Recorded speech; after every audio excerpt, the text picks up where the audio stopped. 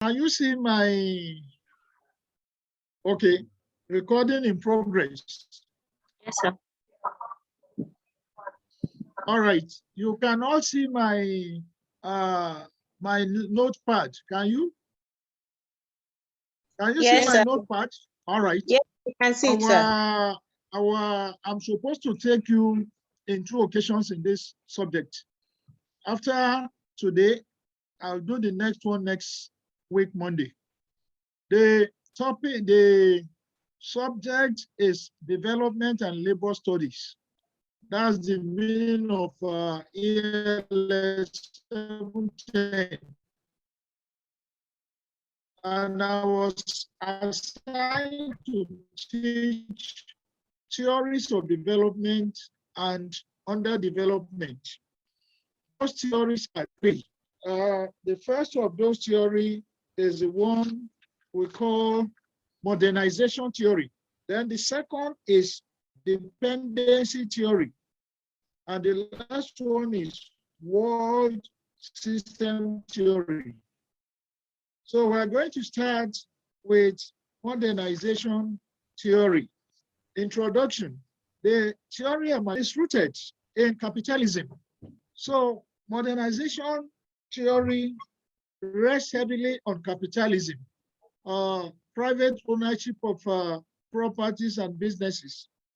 The concept of modernization involves transition and transformation that a traditional society has to undergo in order to become modern.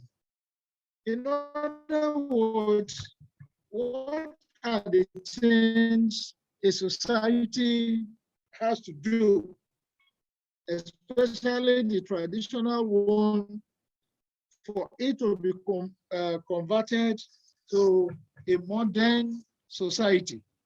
Now, in the opinion of some authors, modernization is about Africa following the development of Europe, the former colonizer of Africa. So,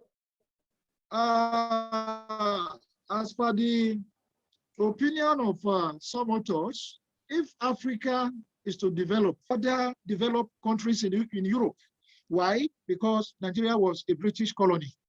According to this school of thought on modernity, they have policies intended to raise the standard of living of the poor through acquiring knowledge and information about more efficient techniques of production, e.g., agriculture, mechanization processes, and so on. So if we are to copy the British or the Europeans on their path of development, that means we must think of fashioning our own policies in their way. Not only that, trying to raise the standard of living of the poor masses here, and also to acquire knowledge, and also to get information about how to do things efficiently. Example is agricultural mechanization. You now see here that our agricultural system is not mechanized. Rather, we use fertilizer and so on. And our agric has a poor yield. Now, the second paragraph, modernization strategies and policies of the colonial masters. The British were here before 1960 as colonizers. So what are the strategies they have deployed in a bid to modernize Africa? On their arrival in Africa, they were enlightened and modernized through distinct stages. So when the British people arrived in Africa, they labeled it what was called dark continent. You all know when something is dark, it means it's a continent without light. There's nothing to show. There's nothing to be proud of. Everything is upside down. And they said this continent needs enlightenment. Not only enlightenment, but also to be modernized. They also claimed that African development has to pass through distinct stages. And these distinct stages is what we want to see. Now, the stages are identified in the Rostowian theory. So we are pulling this from what we call Rostowian theory as follows. A is primitive society. This stage is characterized by subsistence farming and barter trade. In other words, at the beginning in Africa, our agriculture or farming was subsistent, meaning we are only producing to feed the household or family. It's not commercial. When you produce, you sell. Then barter, we exchange. If, for instance, I have plenty of fish, I can go to who have plenty of yam to exchange. So the British people or the authors label that as primitive society. Then the next stage is preparation for takeoff. The characteristics of this stage are specialization, production of surplus goods and trade. Savings and investment are encouraged. So in the second stage after the primitive society, which they call the takeoff stage, we need to specialize. We need to produce surplus food. We need to trade. We need to save. We need to invest, which are things that are known today to brighten every economy. Now, the next one is take-up. At this stage, industrialization increases and the economy moves from agriculture to manufacturing.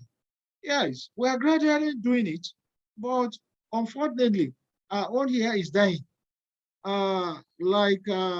In the early 80s, if you look at the Oshodi bridgehead to Apapa Wharf, you look at the two sides of that express route, you see plenty of industries.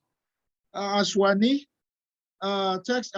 Textile Mill, 5-star, Half Print, all those things have gone today.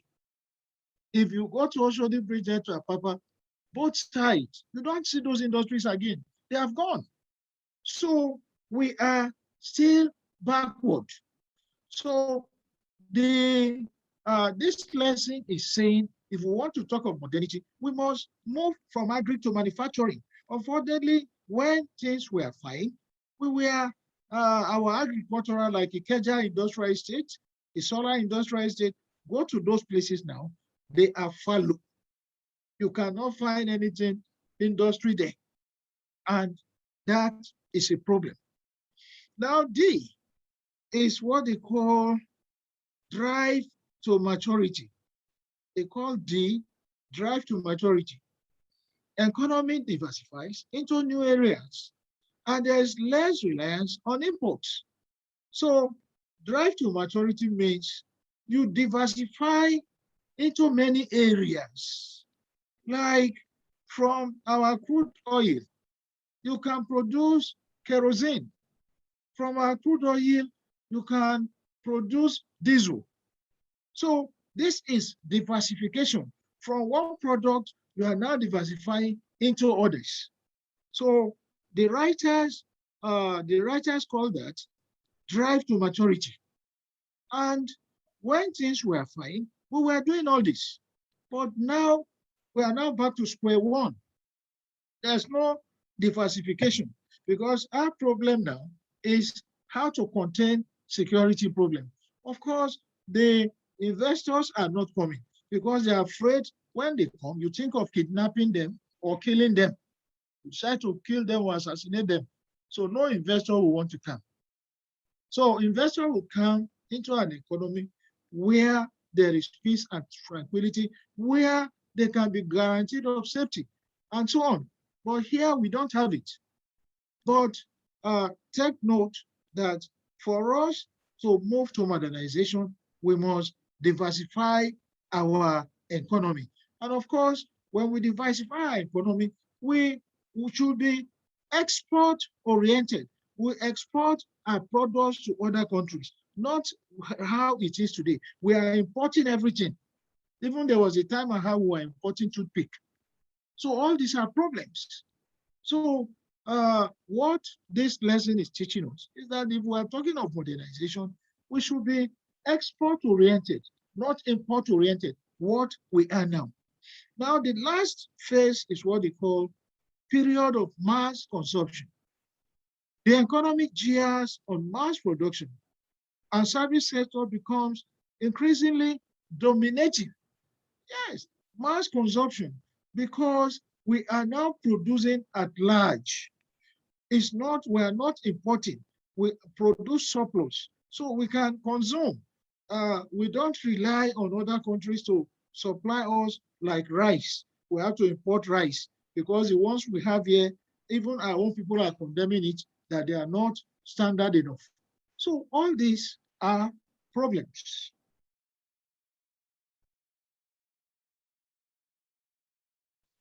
Now, when the above scheme is examined, it is possible to plot African countries in the linear developmental plan part, as this view is also shared by Gabriel. So when you look at those phases, those 5 phases which I've just showed us, is this like a linear progression? When you say something is a linear progression, it means step by step. Let's take the undergraduate class, 100 level, 200 level, 300, 400.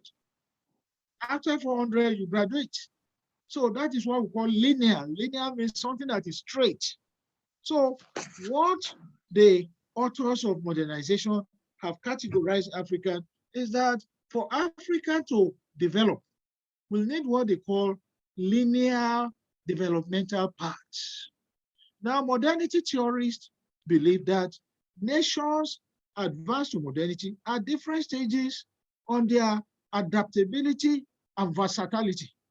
Yes, if you have to move from one stage to the other, you must adapt. Yes, adaptability means you cannot get it overnight. It is gradually. Gradually, at times it will be okay, at times it will not be okay, like what is happening now. There was a time this country had plenty of money.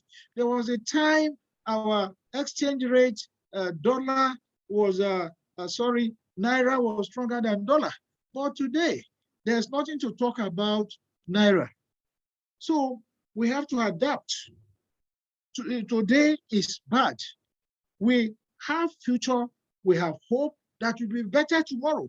That's the meaning of adaptability. So any country that want to get modernized, you must be adaptable. You must adapt to the situation you find yourself.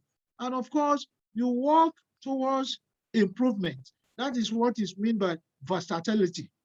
Now, however, war, conflict, natural disaster, pandemic may force poor countries to move back and forth on their way to development.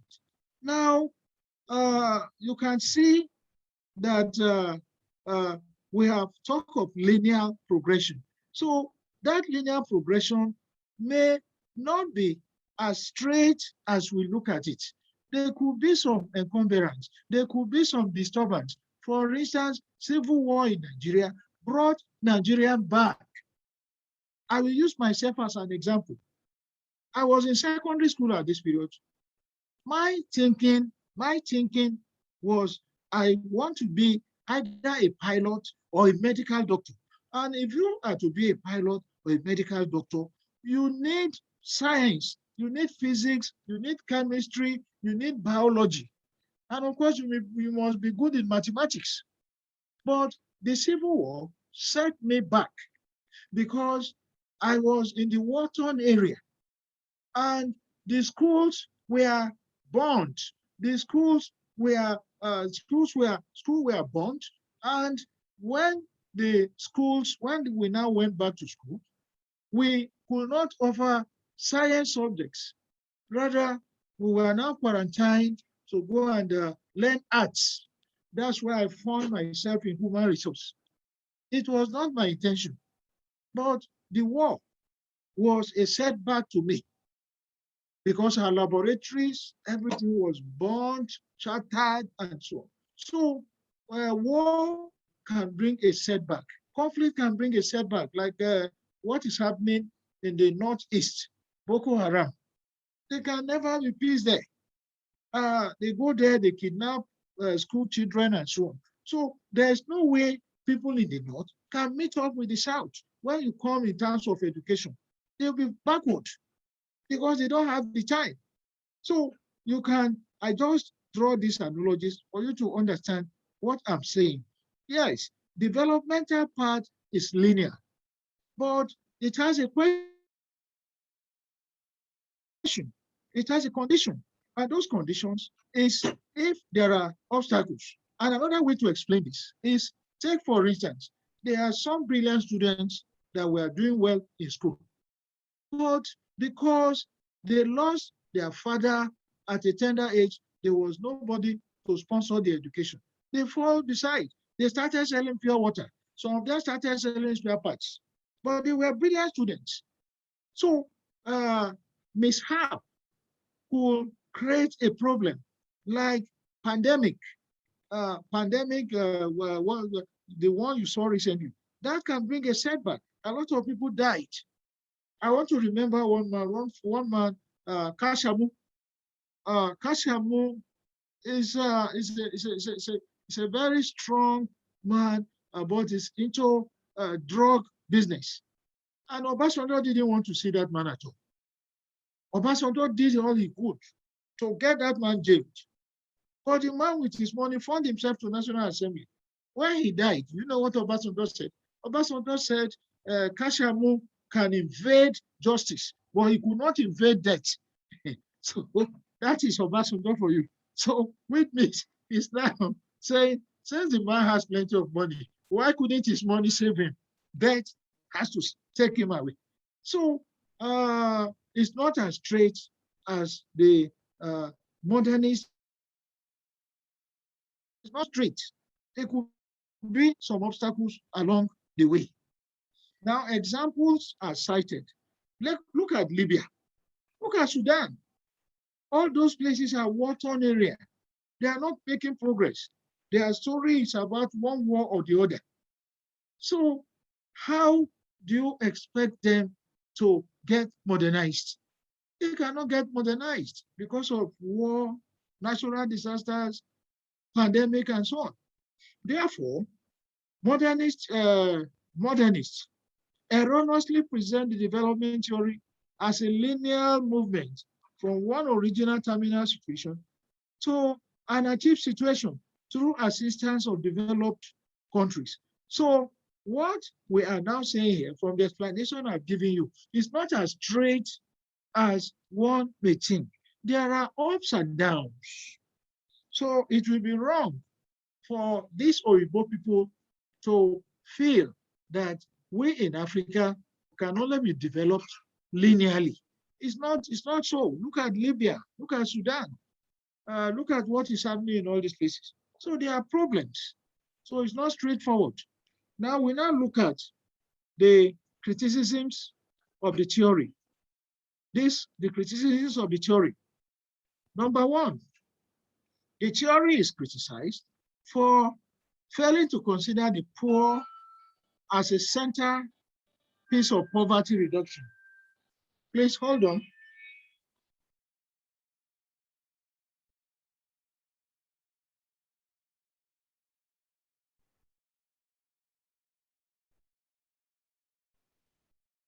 Now, the theory is criticized for failing to consider the poor as a center piece of poverty reduction.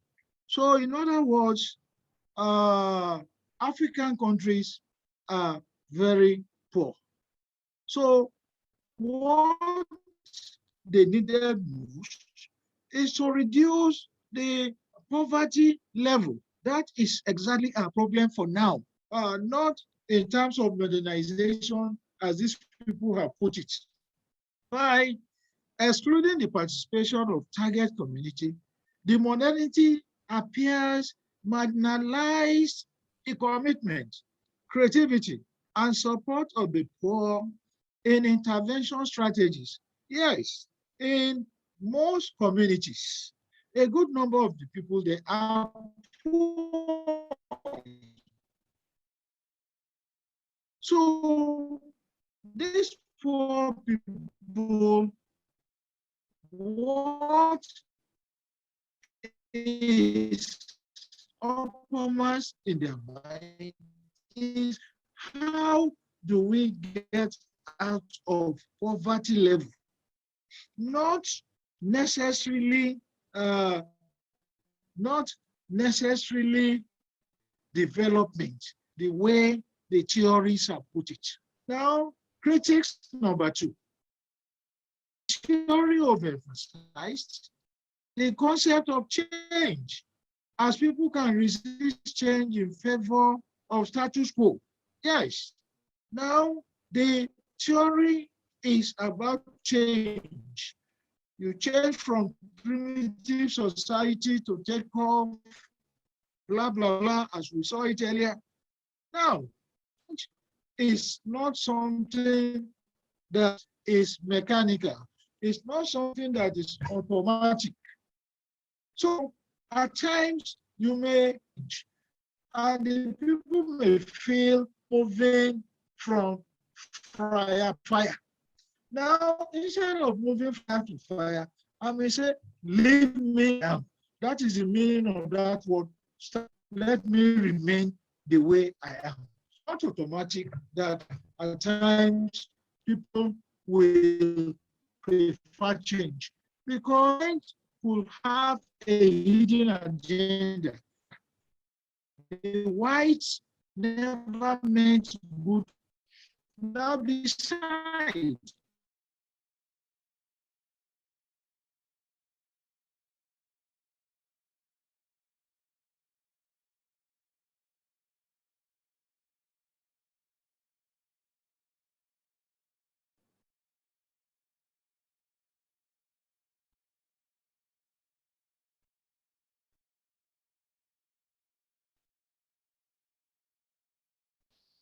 sorry, can you hear me?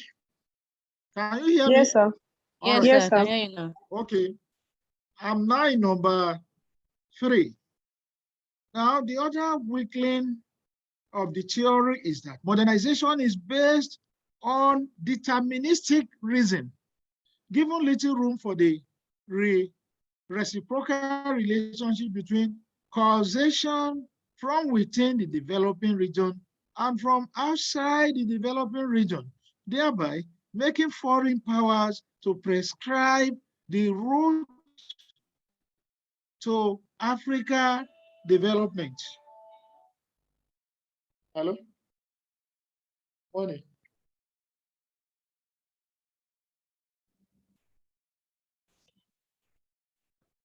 So what do you want?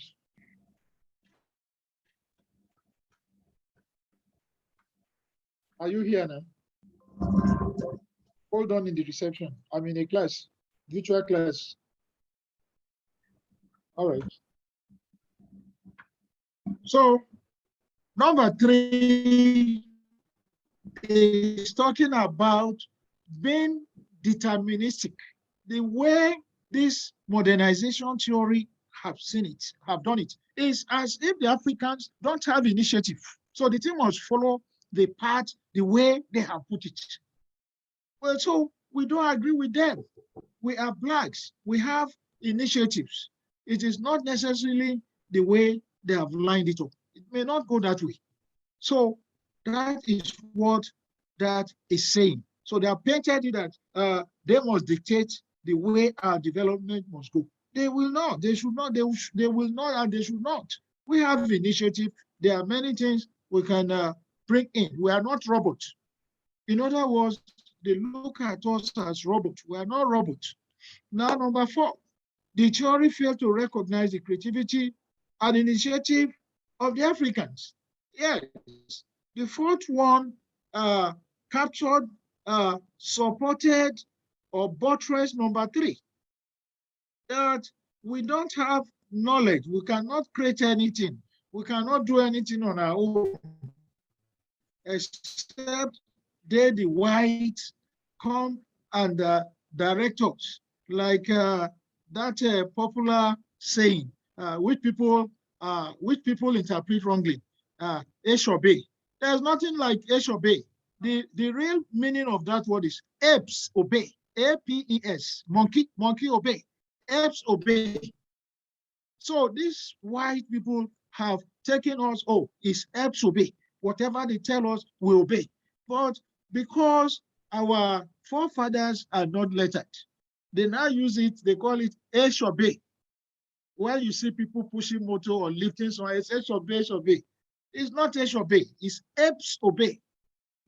So you can see how bad these whites, the way they have painted us, we are monkey. So monkey obey. Now 5, it also places value on externally sourced and without considering the inhibiting conditionalities.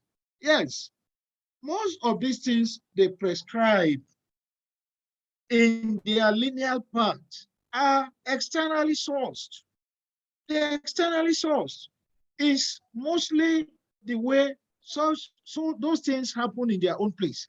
But here, it may not be so. It may differ. So it may differ. And there may be some problems. There may be some problems. The way they may do it there and get it easily, we may not get it. Could be as a result of climatic change.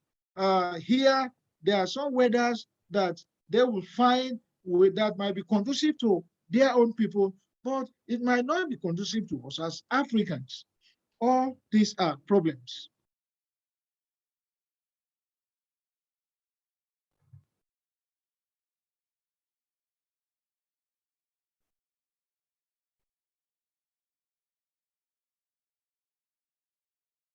All right. We now go to the second theory. The second theory is dependency theory. Dependency theory is the second theory. A few things, the way they look at us as people without initiative, we are robots, apes obey, and so on. When you pull down to read the slides, I'm going to release that to you. Because if I ask you to go and search, you may not get anywhere to search. So the second theory is dependency theory. Following this content with the modernization theory in the 50s, a new thinking resulted in the emergence of dependency theory. The theory came in reaction to the conventional approaches that emerged as an aftermath of Second World War. So, because the first theory, modernization theory, have some equivalents, there were some problems. Another theory, which is called dependency theory, now followed. And of course, the dependency theory emerged, was as a result of the Second World War. According to Andre Gunting-Frank, modernity theory discusses the truth about the motive of the developed countries on their former colonies. The hope that faster economic growth modernization in developing countries will benefit the masses of poor people has not been fulfilled, and no concept of development can be accepted, which continues to condemn hundreds of millions of people to starvation and despair. Now, according to Andre, the point here is that these colonialists, The idea of modernization today is that they will lift the poor people from the path of starvation. They will lift the poor people from poverty rates. But even at then, what they are planning is their own hidden agenda to benefit their own interest. They are not there to lift us out of poverty line of misery. They are there for their own pocket. They are there to protect their own interest. We'll see all this as we go ahead. Now we now look at the following view gave impetus to the developmental dependency theory. Now the first one there, the premise of the dependency theory. At the macro level, the main thought about dependency theory is that it will be impossible to understand the problems of Africa without European expansion, industrial and mercantilism, and the colonization of these places by Western economies. Yes, the starting point of dependency theory, you can see how the world goes. We are depending on the advanced world. So the first set is that they must understand our socio-historical background. They must understand our problem before they can talk of developing us.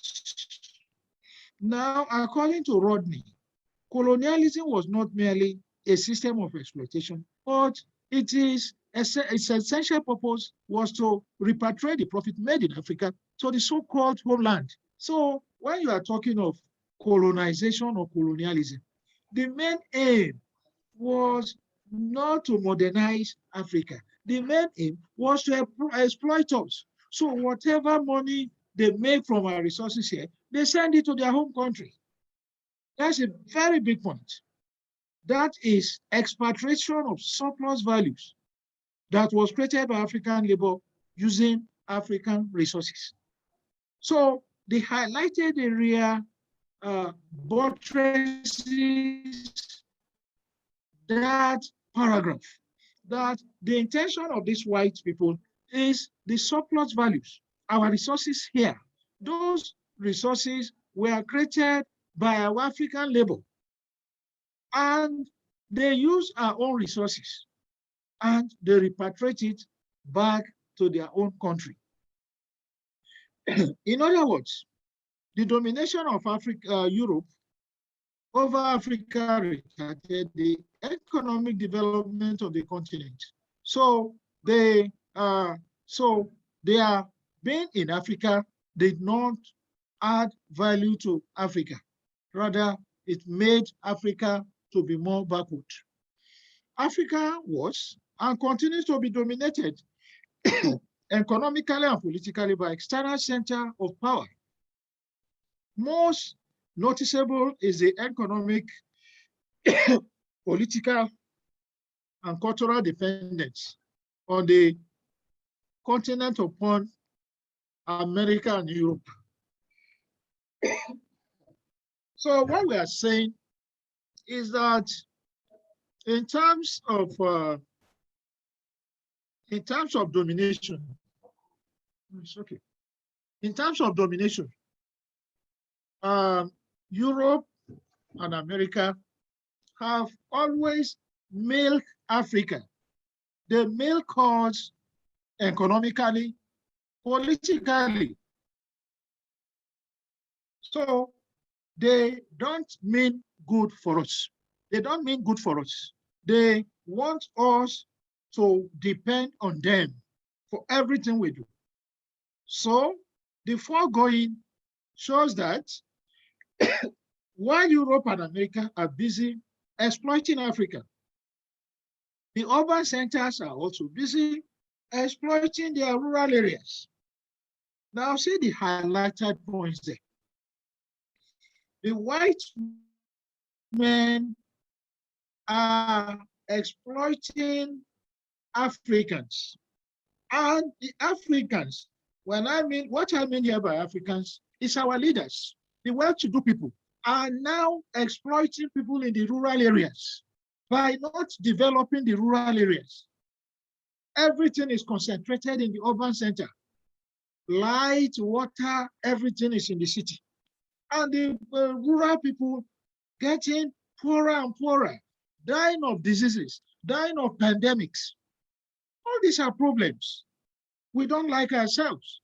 The Europeans, the Americans are exploiting us, and our urban center people, when we say urban center people, they are the government. Our government are not given attention to people in the rural areas.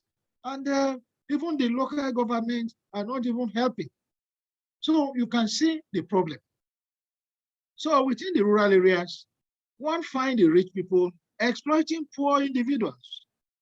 And the chain goes on and on. Therefore, dependency may be viewed as linear and multi-stage. You see again, that word linear has come up again. Now, linear in the sense that Europeans and Americans, just a minute. Hello, morning, peace. No, I said 12. I'm in a virtual class. 12, I should be true. Okay, thank you. Yeah. Okay, so what I said was the linear part we saw earlier has surfaced again. And that linear part is the Americans, the Europeans now exploiting when we say people in the urban centers of Africa, our government, our ministers, our commissioners, people at the top, and so on. And in turn, these people are now exploiting people in the villages and rural areas. So you can see from one stage or the other, from one point to the other. Now, number two, dependency theory and impoverishment of Africa. The economic development of rural areas signifies the establishment of metropolitan satellites relationship at different levels in the socio-economic structure of the economy. The relationship is based upon regional control of economic and political resources between regions, sectors of the economy, and different social groups. Therefore, the relationship is one which a metropolis or center exerts pressure on satellites. According to Galton, the South Africa has become an external sector in the Northern Europe for materials, cheap labor, and educated people through brain drain. The movement of resources from Africa continues to increase poverty on the continent, and the rural communities suffer the most. Now, let me explain this. A good example of this is take Abuja. The Abuja itself, the metropolitan town of Abuja, has satellite towns. Those satellite towns are like Babalada, it's a satellite town. Buari is a satellite town. Karo is a satellite town. So all these satellite towns, the main Abuja keep on developing.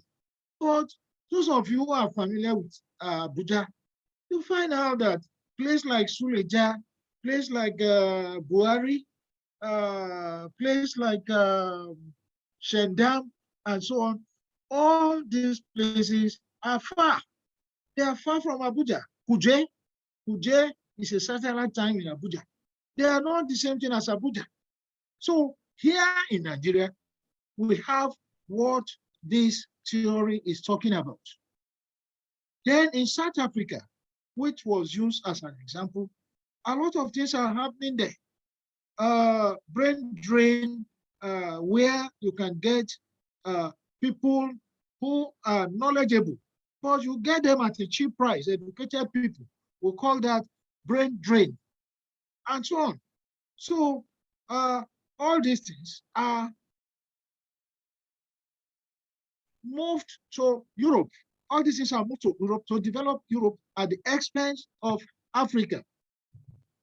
Now, the dependency theory has made Africa a dump for waste and excess labor, and a market where terms of trade is of advantage to the developed world. E.g., Africa is positioned to specialize in marketing raw materials while the developed world markets finished products. Good. This is happening here. Take, for instance, cocoa. We have abundance of cocoa here. Those cocoa are exported to England.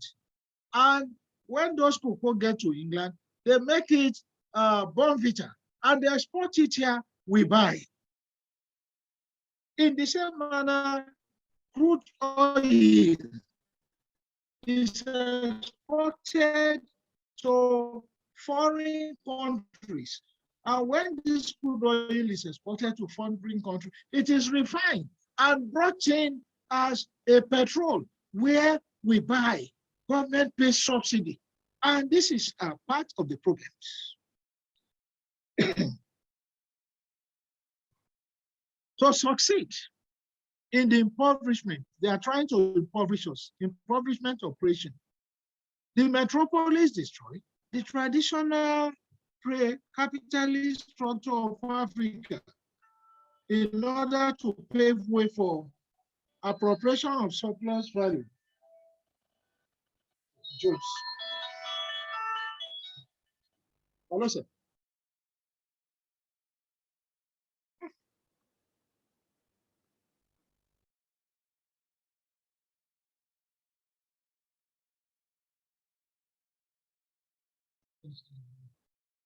I want to tell him I'm calling. So in order to impoverish us the more, the whites destroyed our traditional pre-capitalist structure. Before the white men came, we have our own structure of doing things. We have our kings, we have our obis, we have our obas. And we do our things in a normal way. For instance,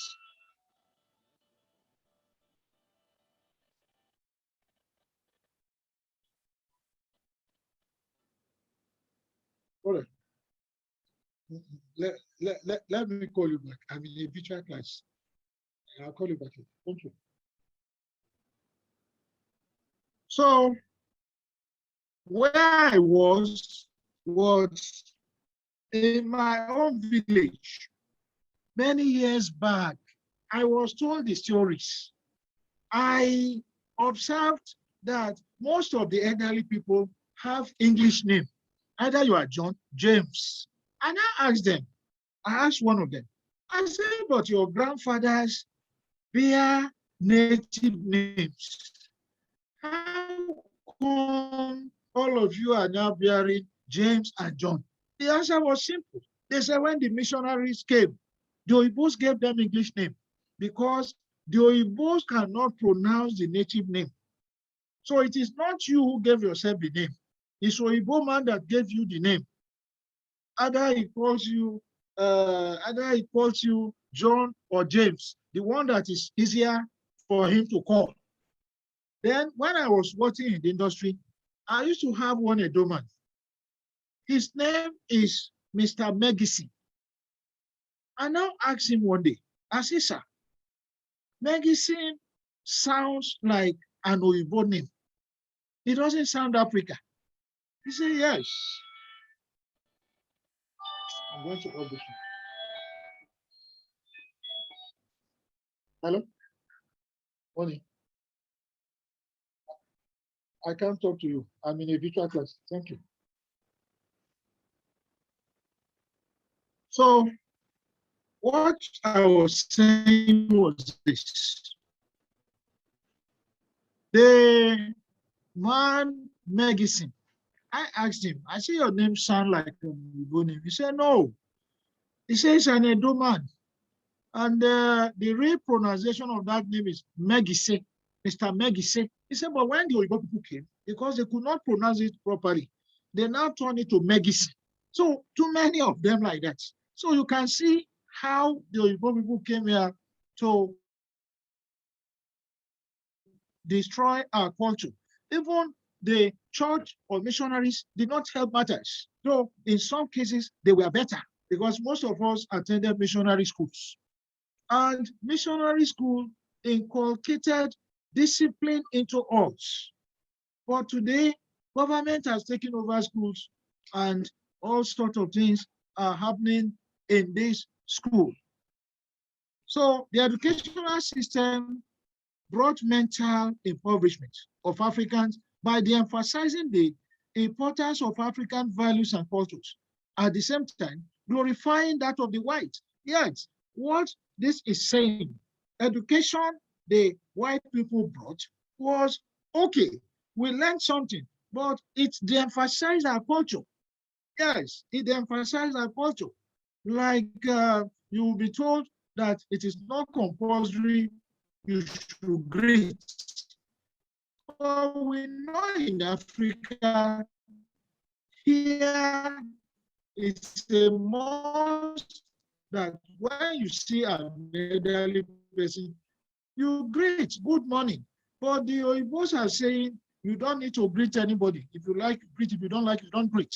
And besides, a small boy can greet an old man. An old man can greet a small boy, which is not our value. All these are problems. The basic idea was to disorient the minds and identity of the blacks. There cannot be argument over the fact that the dependency theory is exploitative, hence impoverishing Africa. Globalization and technological breakthrough have made migration easier and safer, as well as creating a dependency syndrome on the receiving countries. This is why most African countries largely rely on the expertise and advice of some countries that exploited them. So even up till this moment, some countries, they still dictate to them. They still dictate to them what they do. They dictate to them what to do. Like part of the problem here in Nigeria was during the Civil War. The British were dictating to government, do this, do that. Even up to today, it's possible they're still dictating to us. Then the question you now ask yourself, what is the usefulness of the independence we got if we cannot do things on our own? So an analysis of the pattern between African and developed world will show that the continent is robbed by West and the East. Yes. So if you analyze all this, you find out that the independence we got is really not still independent. We still depend on these people. And maybe that's why this course was termed dependency theory. Now, criticisms of dependency, there's a mistake there which I'll correct later. Africa in general and the rural areas have been strategically positioned by the center, by the center as recipients of post services, as well as ill-advised from the metropolis. So we all saw that, how the poor people in the village, nobody cares about them. The whole good things, the whole amenities are concentrated in the center. And this is not good enough. Rodney stated that from the last year of 19th century up to 1960, Africa was a major supplier of underpriced raw materials to Europe and buyers of raw materials the raw materials they use in producing some of these goods are from Africa, and they buy it at a cheaper price. When they buy at a cheaper price, they go over there, they process it, send it back here, and we buy at a higher price, which is not fair. It is part and parcel of the exploitation.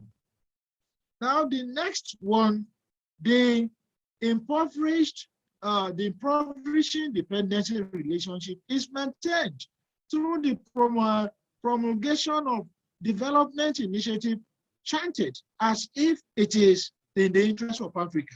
Like some of the things I've mentioned earlier, our forefathers are bearing English names, which their own forefathers did not bear, because the Igbos want to have a close relationship with them to be able to communicate with them. So everybody in my village, all those elderly men have English name. And you can see the implication, which is part and part of the slavery. Now, 3, the theory operates in both sovereign and colonial states. The difference is that the theory was applied with one expense. In fact, some of these theories still apply, but in a subtle way. For the colonial states, is harsher because you have not gotten independence. You are still under their tutelage. Whatever they dictate, you obey. Then the theory has failed to interrogate the applicability of externally imposed development initiative. Shantin and Bowen considers the approach to be system maintaining. Yes, the theory did not.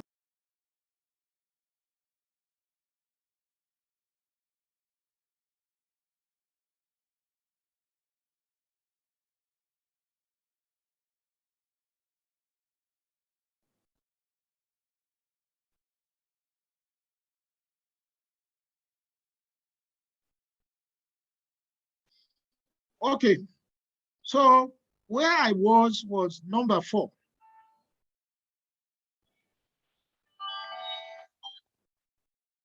Hello? Honey. Please call back. I'm in a visual class. Sorry.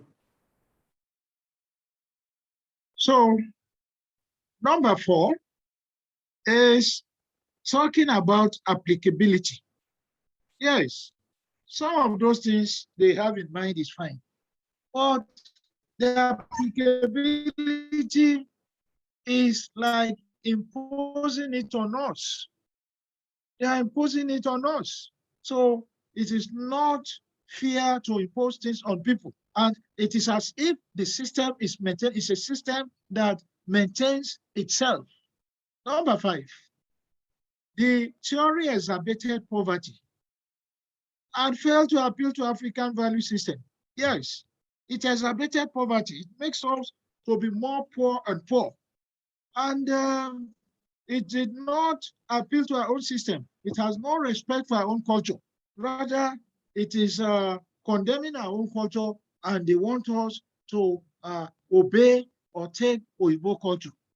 However, in alternative, the African Renaissance theory was founded on African values and norms, lives in its ability to be adaptable to change and innovation, provided they are initiated within the social and value system of an average African. Yes, because the dependency theory was foreign, was exploitative, was getting us more impoverished. Another theory came in an alternative, and that was called African Renaissance theory.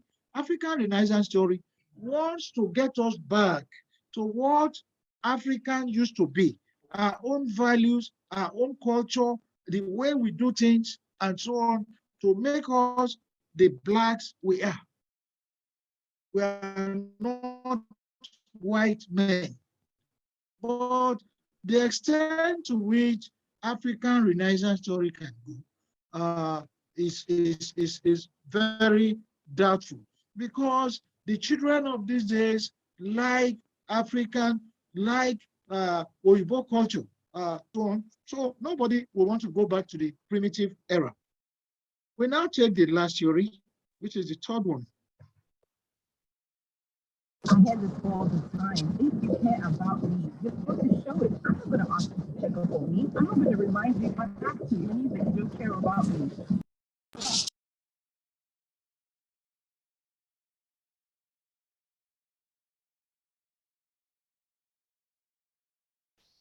Now, the third theory is what I call world system theory of development. And it is done by Immanuel Wallerstein.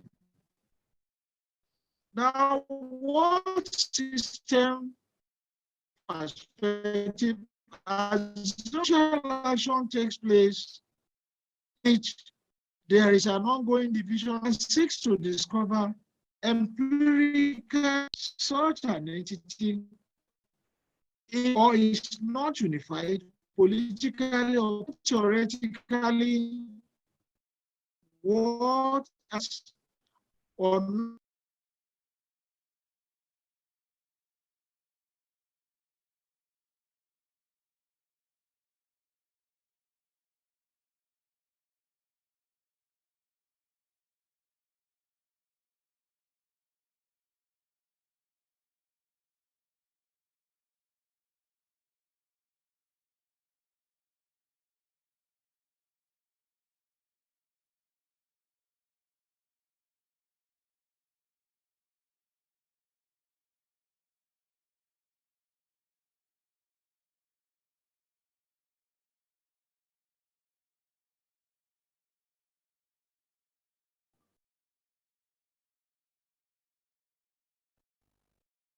All right, you can't hear me. I was trying to explain what system theory or perspective is all about. And I said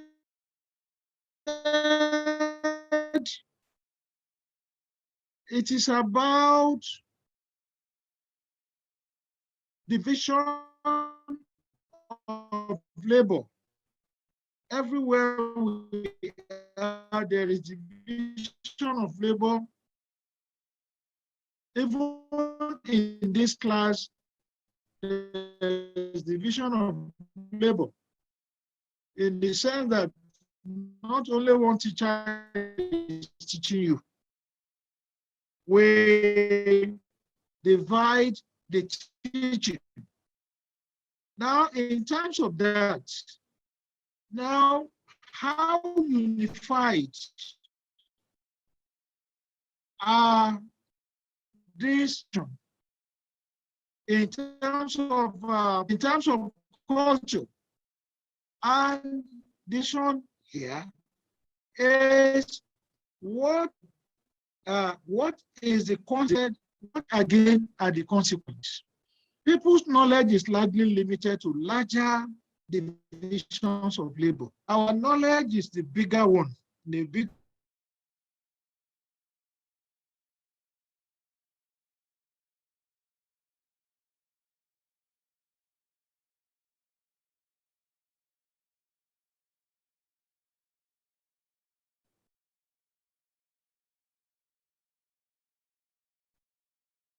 So what this is looking at is division of labor. Does it bring unity where it exists? Not only that, and that it is not limited to larger organizations. And the author called that world system. using the word world to signify larger space and called world empire. So world system means a big organization. It is the word of the author. It's not talking of the whole world. It's talking of a big organization where division of labor, where there's a division of labor, functions are divided. And another word he used was world empire, while the other is precisely defined by continuing absence of political unity and called world economy. So world system, he refers as world system as a big company where you have division of labor. And the other, without political unity, the other space that is not united, he called that world economy. So you should be able to, this theory is very funny. What the author is saying is world system is about a big organization where you can find division of labor. And the other he called world empire. Now, world empire is not united. Empire is not united. There could be war and so on.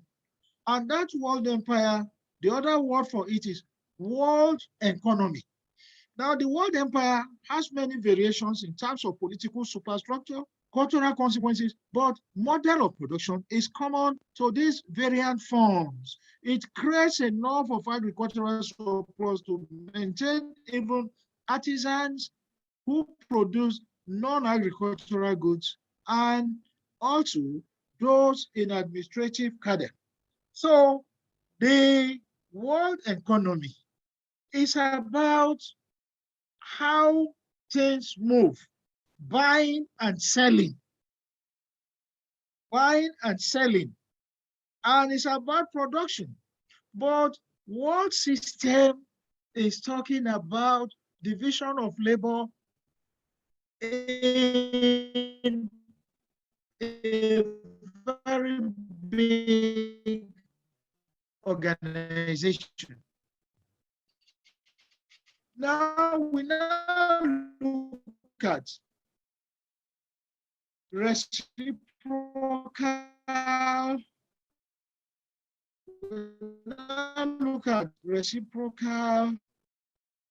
just scroll it up.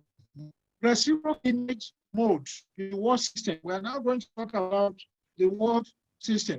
Agricultural and other good producers, in some sense, exchange goods reciprocally, or in local markets, goods are transferred from producers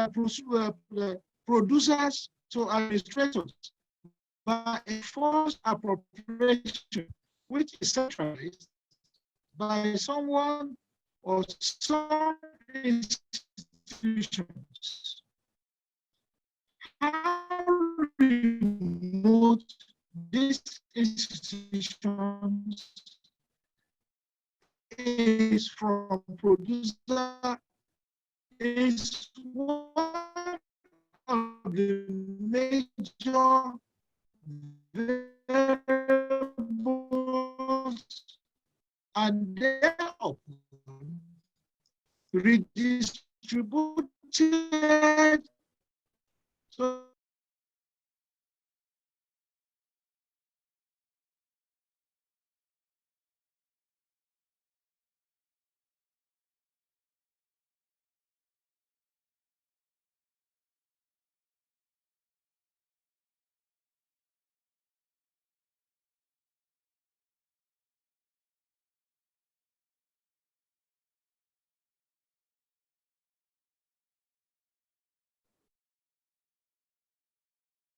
So what I was saying was that this is talking about redistribution.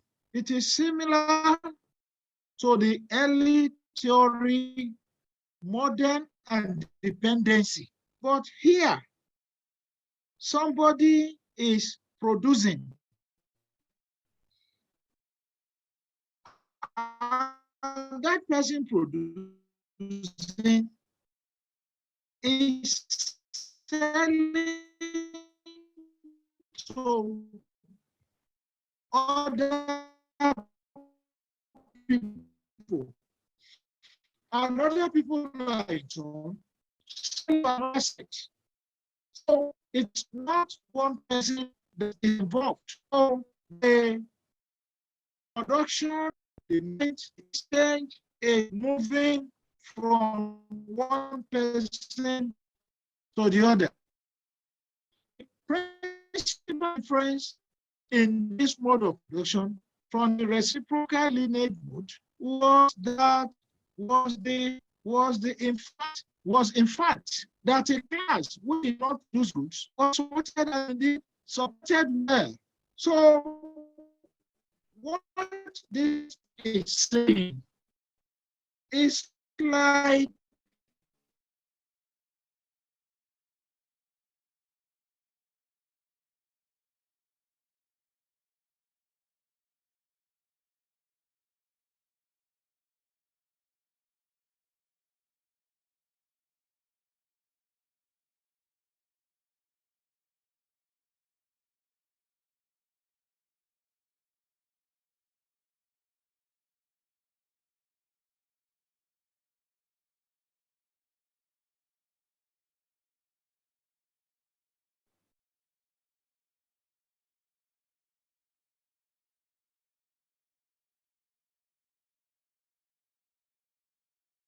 all right, I was explaining before the, what do you call it? The internet came with its trouble. So what I was explaining here was exchange and distribution. When somebody is there sweating, using cutlass to cut, and he's selling to somebody who is at the middle, that middle people are a class of their own. They don't suffer. Then they now sell to another person.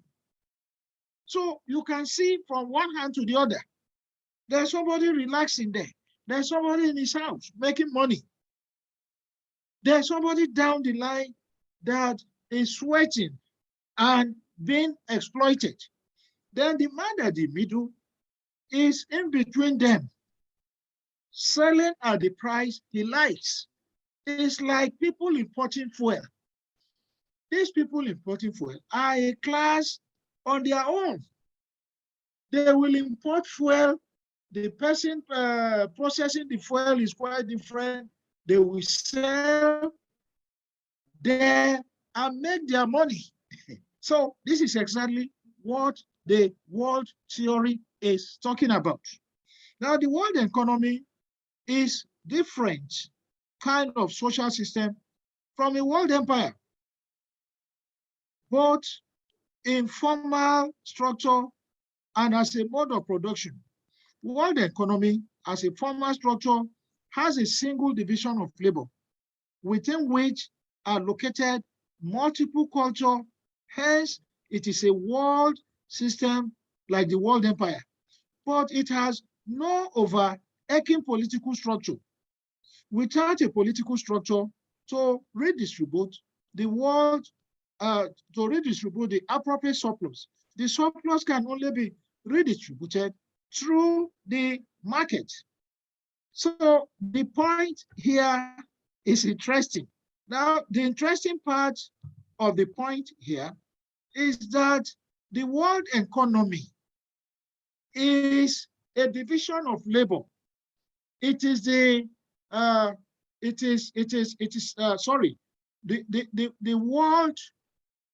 world system is the division of labor, is the business itself.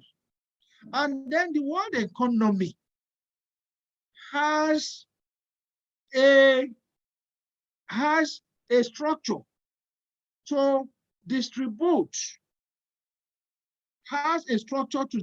surplus, make money, and so on. But the other one may not make money. The other side may not make money. So that is what that is explaining. The other side may not really make money.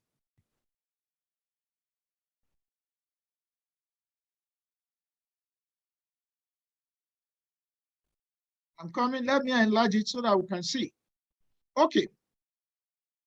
The basic contradiction that informs capitalism as a social system result from simultaneous desirability of freedom for the buyer and the undesirability for the seller through freedom of labor, freedom of the flow of the factors of production, freedom of the market, the combination of freedom and freedom that results in the defining characteristics of a capitalist world economy.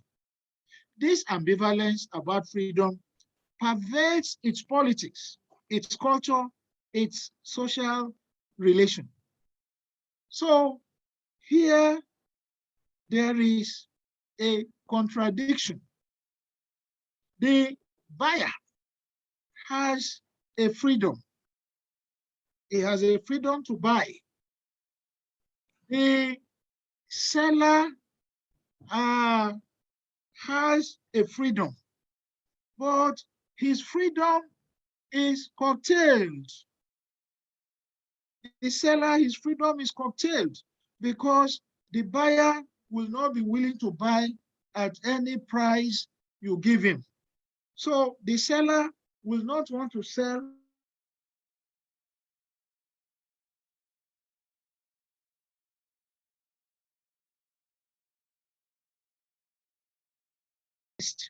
and that is what a capitalist world economy is all about. So it has culture, it has relations. So ladies and gentlemen, that's the end of the lecture. I'll take questions if there are. Questions? Hello? Hello? Yes, sir. Yes. I said that's the end of the lecture. I will give you the lecture notes later when I do the second one next week. So I can take questions.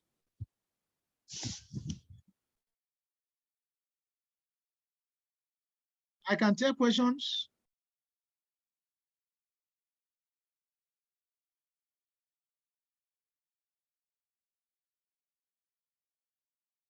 There are 3 theories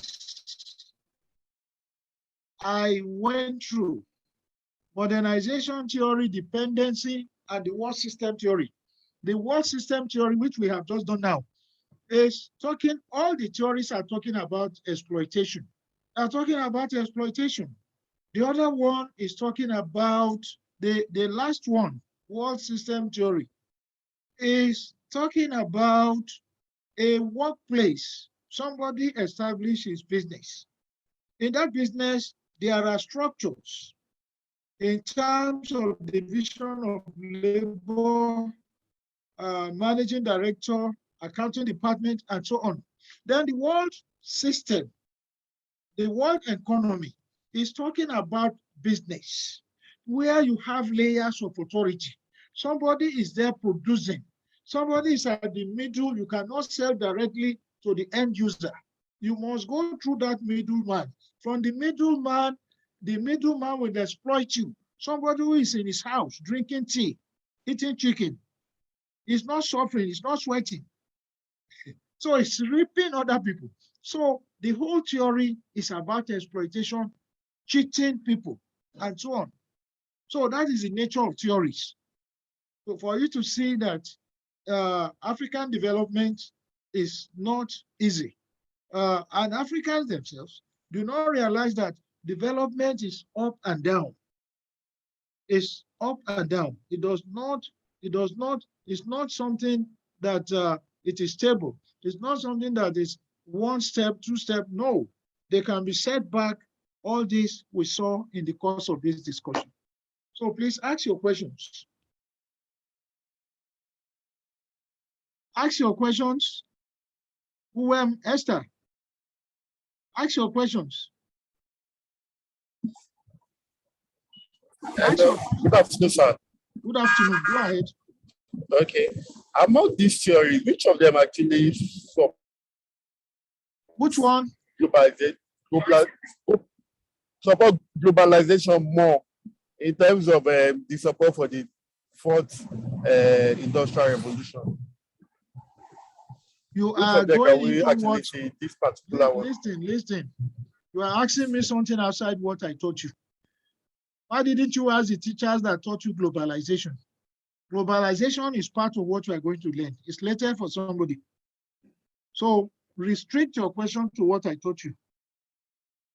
Globalization is in what somebody is going to teach you. So even this has nothing to do with globalization. This is talking about exploitation. Globalization is a lofty theory. It's looking at the entire world. But here we are looking at Africa. We are looking at Africa, how the Europeans and Americans, how they underdeveloped Africa. We thought they are modernizing us, but they are not modernizing us. They are really exploiting us. They get raw materials from here, they go to their place, they refine it, send it back to sell to us at a higher price and so on. This is all we are discussing. We are not about modernization. So somebody will take you on that. It's in the course outline. I think I saw it somewhere. So ask questions on my own area, what I taught you this morning, not outside what I didn't teach you. The floor is open, gentlemen and ladies.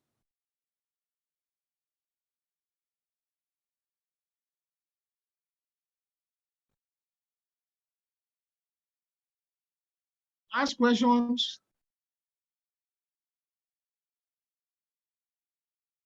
Questions? Good afternoon, sir. Good afternoon. I want to ask, these men that postulated these theories, Okay. are they white or they are blacks like we are? The whites. They are the whites. Yes. So they are also among, how sure are we that these theories actually portray what really happened in the African settings?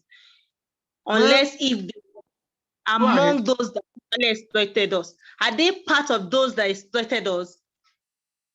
They are parts. You see, theories are not questionable. Theories sounds funny. It may sound funny to you. Theory may not make meaning to you. Theory may sound stupid. So theory may have meaning. So that's the nature of theory. And that's why it is called theory. Theory, ideology, philosophy, all those words means the same thing. Take, for instance, Boko Haram. Boko Haram is an ideology. What it means is we don't want Western education.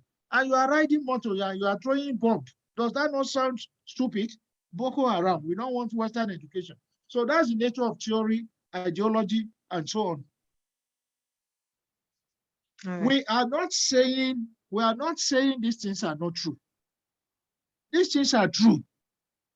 But our people themselves will, the feeling, what we can get from all this is that the Oyinbos came with the intention that they want to change us, they want to modernize us, but in the real sense, it's for their own interest.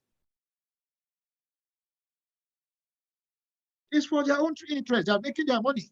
They are giving our people names so that they can communicate easily, so that we can be friendly with them. We will know that they don't like us. So all these things really happened. Yes, they really happened. Thank you, sir. Thank you. More questions? All right, in the absence of no question, I'll meet you again tomorrow. I think we have a class tomorrow, either 714. I have a class tomorrow evening, 714. So thank you and have a nice day.